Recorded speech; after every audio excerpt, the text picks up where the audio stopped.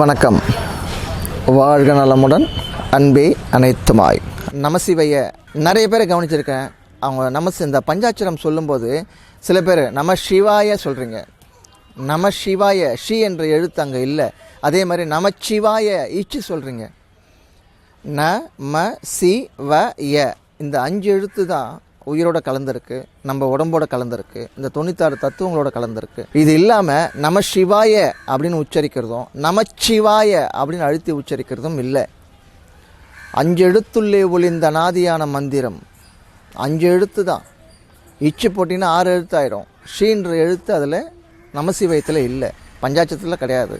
இதை உச்சரிக்கும் போது உள்ள உயிரையே அசைக்கக்கூடிய மந்திரமாக நமசிவாய, நம சிவய, நம சிவய இந்த 5 எழுத்துக்குள்ளே தான் இறைவன் அடங்கி இருக்கிறான்.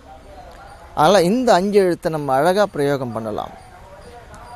ஓம் நம சிவாய.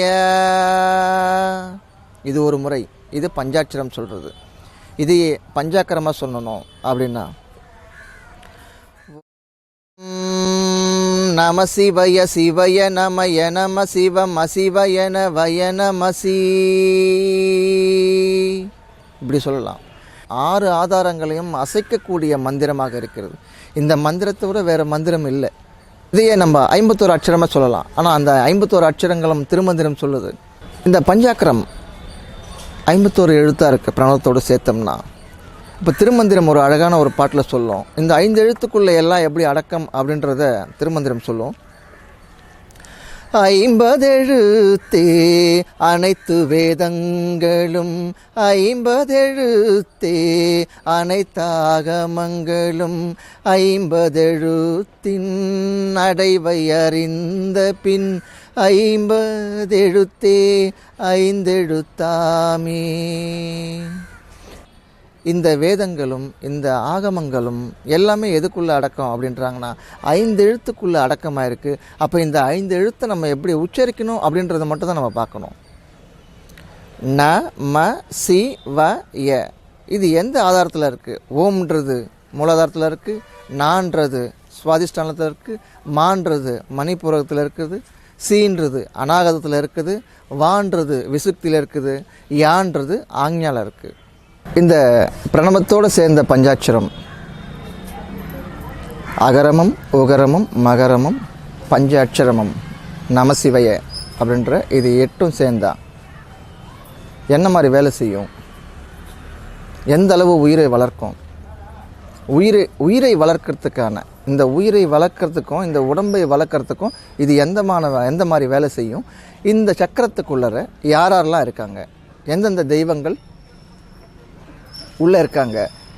உள்ளம் பெருங்கோவில், ஊனுடம்பு ஆலயம், வள்ளல் பிறனார்க்கு வாய் கோபுர வாசல், தெல்ல தெளிந்தார்க்கு சீவனே சிவலிங்கம் அப்படின்னு திருமந்திரம் சொல்லும்.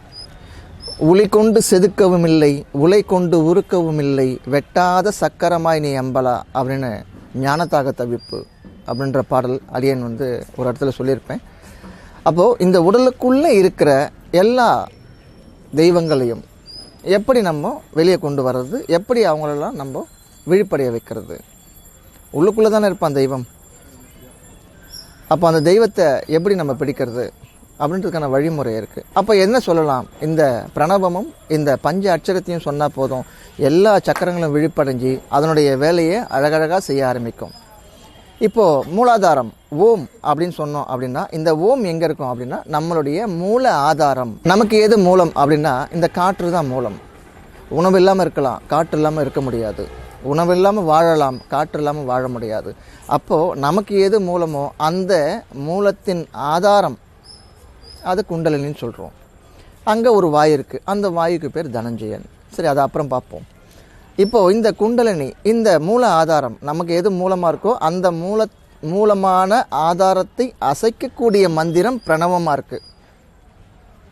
அகர உகரம் மகரம் எங்கே வேலை செய்யும் அப்படின்னா இது உனக்கு எது மூலமாக இருக்கோ அந்த மூலத்தை அசைக்கக்கூடிய பீஜ மந்திரம் பிரணவம் ஓம்.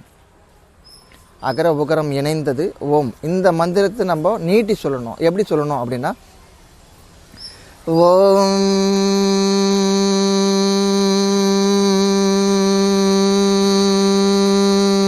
இப்படி சொல்லணும். எல்லாருமே எப்படி சொல்கிறோம் அப்படின்னா, இப்போ எல்லாமே இந்த ஓம் எப்படி சொல்கிறோம் அப்படின்னா, ஓம்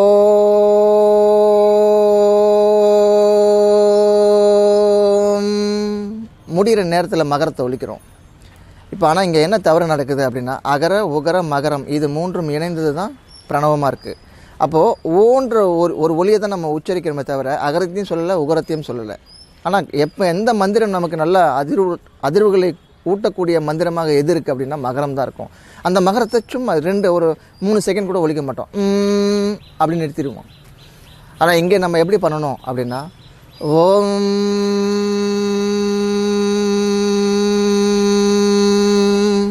இது நமக்கு மூல ஆதாரத்தை அசைக்கக்கூடிய மந்திரமாக உள்ள இருக்குது. மூலாதாரத்தை அசைக்கக்கூடிய ஒரு பீஜ மந்திரம் ஓம்.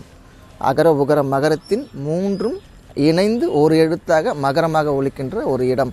அந்த இடத்துல மூலாதாரம் வேலை செய்யும். அடுத்தது சுவாதிஷ்டானம் வேலை செய்யணும்.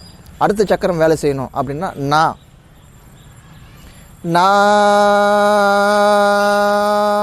அடுத்தது மணிப்பூரகம் மா. அடுத்தது அநாகதம் சி.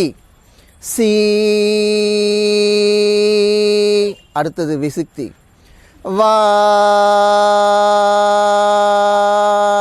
அடுத்தது ஆக்ஞா யா.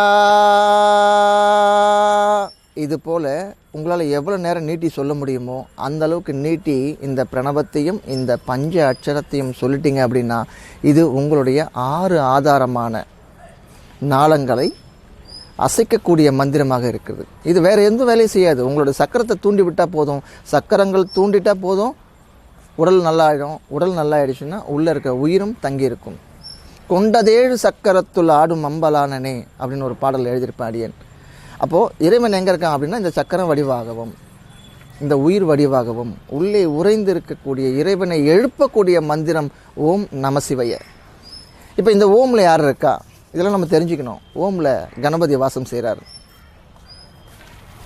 அதாவது வினைகளின் நாயகன், வினையை அறுத்து எறியக்கூடிய நாயகனாக விநாயகன் அப்படின்ற ஒரு பேரில் மூலாதாரத்தில் இருக்காங்க.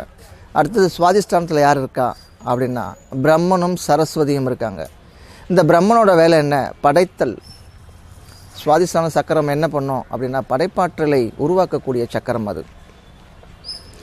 அதுக்கு துணையாக சரஸ்வதியை வச்சுருக்காங்க. அதுக்கு அடுத்தது பார்த்தோம் அப்படின்னா மணிப்பூரகம். இங்கே நாராயணனும் அதாவது விஷ்ணுவும் லக்ஷ்மியும் மகாலட்சுமியும் இங்கே இருக்காங்க. அடுத்த சக்கரம் பார்த்தோம்னா அநாகதம். இங்கே யார் இருக்கா அப்படின்னா ருத்திரனும் துர்காவும்.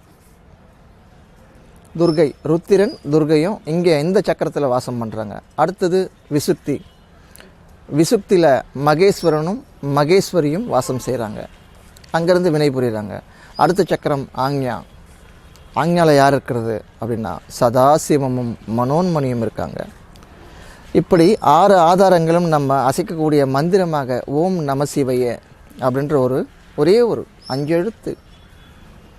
இது நம்ம தினமும் சொல்லிட்டு வந்தால் போதும். நம்ம உடலில் இருக்க சக்கரங்கள் தூண்டப்படும். சக்கரங்கள் தூண்டப்பட்டதுன்னா காற்று சீராகும். காற்று சீராச்சுன்னா உடலில் நோய் இருக்காது.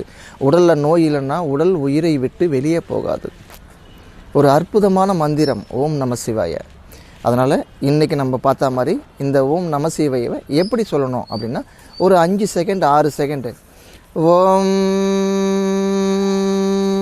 கையை விட்டு எண்ணிக்குங்க. ஓம்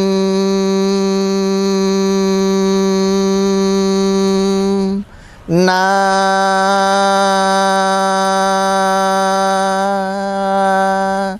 மா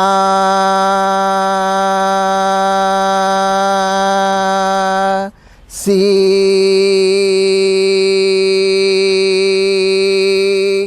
வா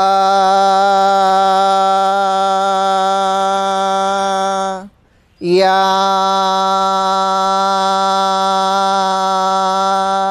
இப்படி உங்களால் எவ்வளோ நேரம் ப்ரீத் எடுத்து பண்ண முடியுமோ அந்த அளவுக்கு நீங்கள் பண்ணிட்டீங்க அப்படின்னா உங்களுடைய 6 ஆதாரங்கள் அசைவூட்டப்படும். அப்போ 6 ஆதாரங்கள் அசைஞ்சிருச்சுன்னா உங்கள் உடலுக்கு நோய் கிடையாது. நோய் நொடி இல்லாத ஒரு வாழ்வு காலம்.